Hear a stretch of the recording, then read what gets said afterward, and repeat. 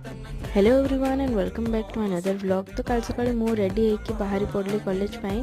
आउ कॉलेज गला पर मु क्लास सरला परे आमे मु आ मो सांग मिसकी बाहरी पड़लु बादाम मिल्क पीना पे। आउ पीला परे आमे आसला बेलू मो मामा झालमुड़ी झालमुड़ी आ चना पार्सल करके आनली। आसला बेले एते खरा होतला माने मत तो इरिटेट लागला। आ खरा को आसला बेलू मुंड भी बेसी पेन होतला तो मु ड्रेस चेंज करली, चुट्टी बांध देली। चुट्टी बांधला परे मु टिके रोलन लगेली मुंड रे टिके भल लागियो बोली। तापर मम्मी टी लस्सी रख देते तो मुझे पीली। आ सन्धारे मु मोर नोट्स टिके कंप्लीट कली। तापर कंप्लीट कला परे मते भोक लाଗୁଥିଲା कौन टे खाइबार थिला तो सेति पई घरे तो किछि भी नथिला, बस ब्रेड जैम ही पड़थिला। जैम को ब्रेड रे लगे देली जोला ठीक से स्प्रेड भी होनथला, बस जेमती भी लगे किना खाइ देली। दु दिन रो व्लॉग देखना समस्त कहबे मते केते खाउछ बोली। तापर एठी मम्मी मौसी दीदी मार्केट जाइतले तो सेठो तांग माने कोन आनथले सेडा मते सब देखौथले। And thank you for watching, bye.